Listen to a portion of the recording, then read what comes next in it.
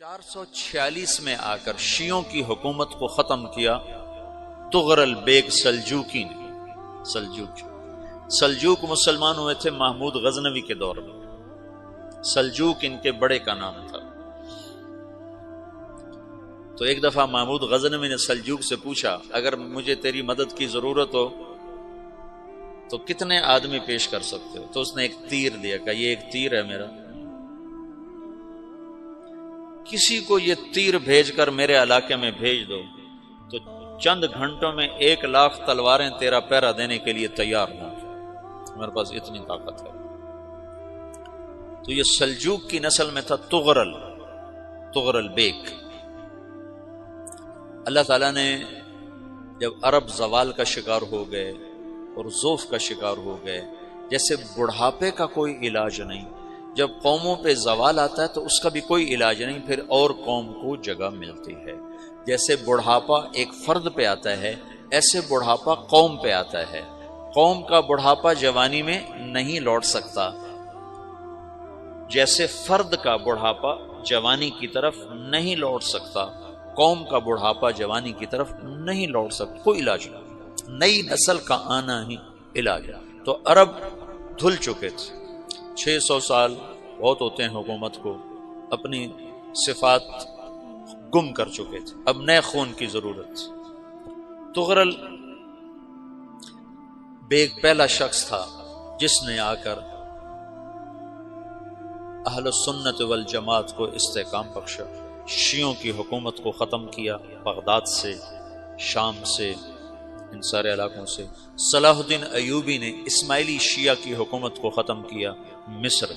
العاضد ان کا آخری خلیفہ تھا صلاح الدین ایوبی، نور الدین زنگی رحمۃ اللہ علیہ کا پروردہ تھا، اس کا دوست تھا، اس کے دوست بھی تھا، بچہ بھی تھا اس کے سامنے، زیادہ لکھنے پڑھنے کا شوق تھا۔ پھر اللہ تعالیٰ نے اس سے کام لیا اور اس کو مصر کا گورنر بنا کے بھیجا، مصر کی مدد کے لیے بھیجا۔ تو وہاں اس نے صلاح الدین ایوبی نے وہاں ختم کیا، تغرل بیگ نے یہاں ختم کیا۔ تو پھر سلجوک جو تھے نا یہ اقتدار میں آئے، ادھر ختم ہو گئی سلطنت بنو عباس کی، مصر ایک چھوٹی سی ترکوں کی سلطنت۔ تو اللہ تعالیٰ پھر مرکزیت کے لیے ایک نظام چلا ہے، دو لشکر آپس میں لڑ رہے ہیں ایک میدان میں، ایک جنگلی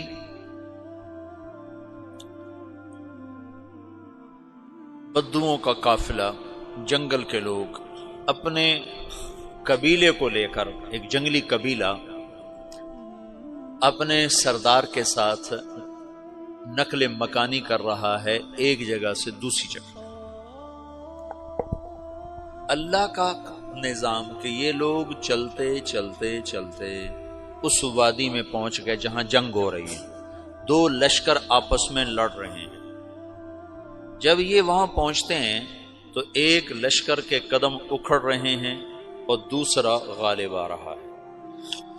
ان کو نہیں پتا شکست کھانے والے کون ہیں اور فتح پانے والے کون ہیں، ان کو نہیں پتا۔ اس جنگلی قبیلے کے سردار کا نام بھی تغرل ہے، تغرل۔ تو یہ سردار کہتا ہے جو شکست کھا رہے ہیں ان کی مدد کرو، کچھ پتہ نہیں کون ہے، کہتا جو شکست کھا رہے ہیں ان کی مدد کرو۔ تو 400 وحشی جنگلیوں نے فاتح لشکر کے پیچھے حملہ کر دیا۔ وہ تو ایک کافی ہوتا تھا، 400 دوڑ جب تلواریں پڑیں تو چند لمحوں میں نقشہ بدل گیا، بھاگنے والے جم گئے اور جمنے والے بھاگ پڑے۔ جب جنگ ختم ہوئی تو شکست خوردہ لشکر کے بادشاہ نے ان کو بلایا، اسے پوچھتا ہے مجھے جانتے ہو میں کون ہوں؟ کہا نہیں۔ کہا تو تم نے میری مدد کیوں کی؟ کہا انسانی ہمدردی کی وجہ سے، تمہیں شکست ہو رہی تھی اس لیے تمہاری مدد کی۔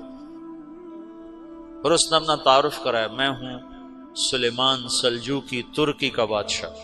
مسلمانوں کا لشکر تھا اور تاتاریوں سے شکست کھا رہا تھا، تاتاری فتح پا رہے تھے، مسلمان شکست کھا رہے تھے۔ تو وہ اللہ کی غیبی مدد بن کر آئے، تو وہ اس سے کہتا ہے میرے ساتھ رہنا پسند کرو گے؟ تم نے میرے اوپر احسان کیا ہے، میں اس کا بدلہ دینا چاہتا ہوں، میرے ساتھ رہنا پسند کرو گے؟ کہنے کا کر لوں گا۔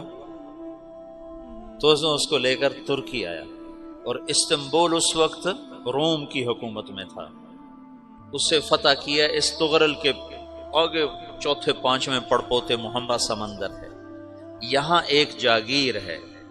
تو سلطان سلیمان کہتا ہے یہ جاگیر تجھے وقف ہے، ادھر سے رومی مجھے تنگ کرتے ہیں حملے کر کر کے، تو میرا دفاع کرتے رہنا، یہ جاگیر تیری۔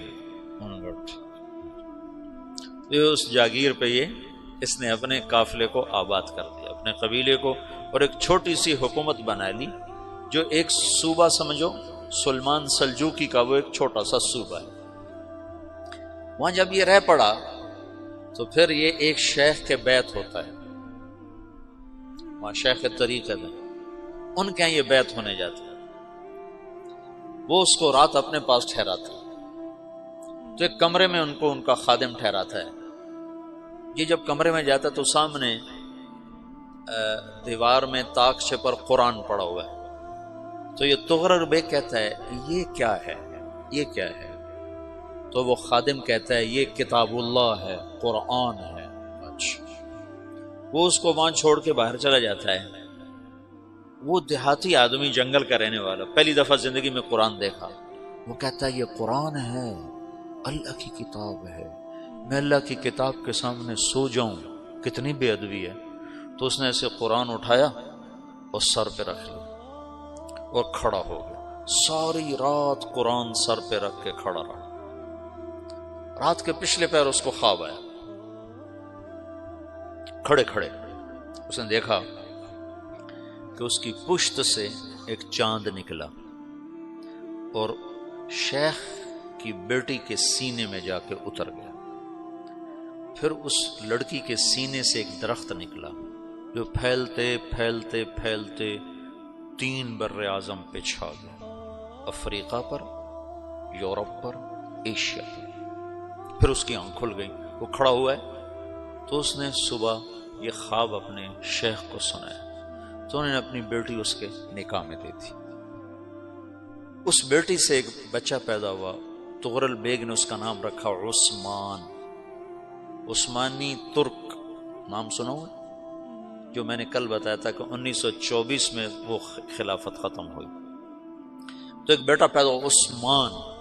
عثمان نے پھر ایک نئی اسلامی حکومت کی بنیاد رکھی جو 1924 تک چلتی رہی، کوئی 800 سال یہ حکومت چلی۔ تو حکومت کا شیرازہ بکھرا، لیکن پھر جڑ جاتا تھا، اور وہ قرن اول والا جوڑ کبھی نہ پیدا ہوا، ٹکڑے بن گئے۔ ان ٹکڑوں میں اللہ لوگ پیدا کرتا رہا جو دعوت دیتے رہے، دعوت زندہ رہی۔ جو تربیت کا نظام تصوف کے ساتھ تھا، اب وہ تبلیغ کے ساتھ۔